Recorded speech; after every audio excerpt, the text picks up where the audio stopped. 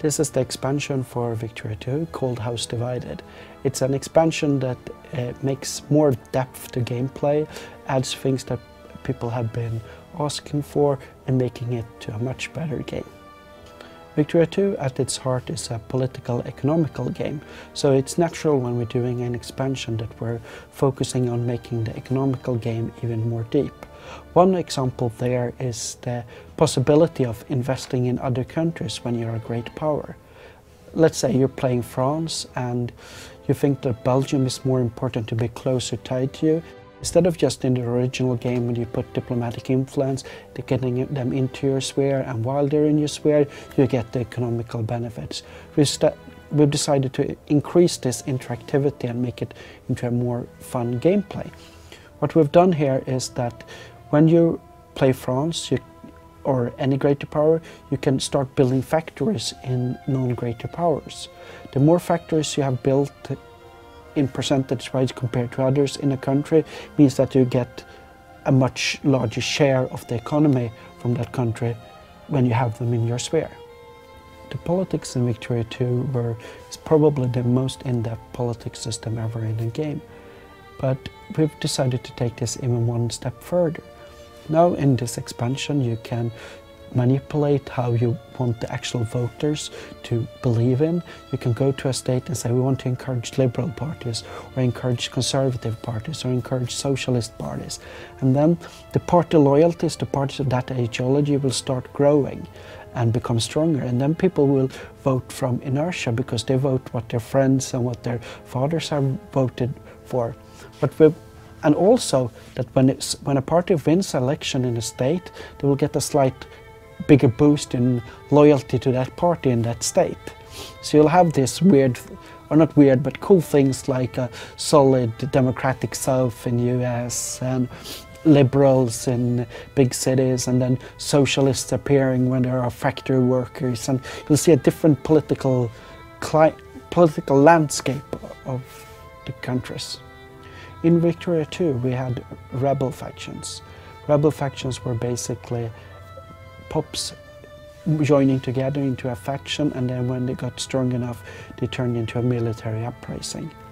What we've done here instead is to make this more in-depth and more flavor, so that it's not either a military uprising or nothing.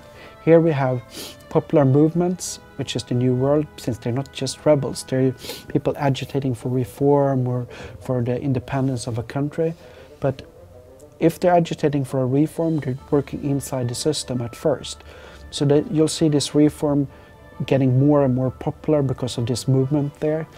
But you can also try to suppress movements by using your lack of press freedom and good bureaucrats and policemen to basically crack down and make sure that people are not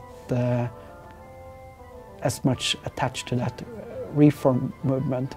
But the more time you crack down on a movement, the stronger their anti-society bias will become, and eventually a party or a movement in a society where it's also not that much freedom will be able to become radical. And when a movement is radical, you get a military uprising, like in Russia when you get the communists rising up and making a coup in 1917.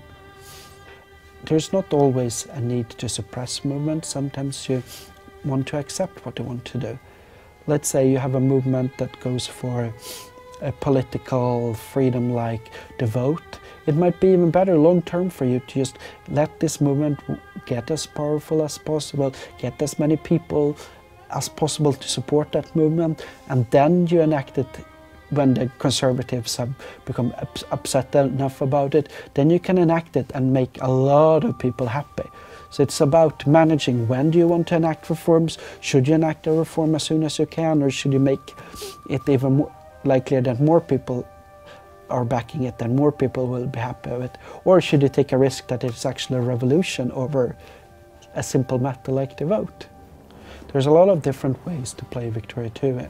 Some people love playing with a democratic state and having as much freedom as possible and letting people vote whatever they want in, and then they roll with the punches and have a large, big industry that's fully funded by free capitalists. That's a lot of input and output. And there's also those people that prefer a very, very autocratic state where you don't really let the people have much say and try to crack down on anything and have perfect control over what the economy should be like.